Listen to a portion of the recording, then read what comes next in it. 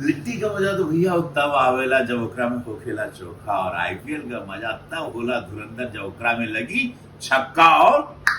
चौका। और ये बेर तो भैया हो गर्दा उड़ी एकदम चौचक मजे काहे की आईपीएल ई बेर जब कमेंट्री होकेला ना भैया हो वो हुई भोजपुरी में गर्दा उड़ी ना का हो ए मरले छक्का।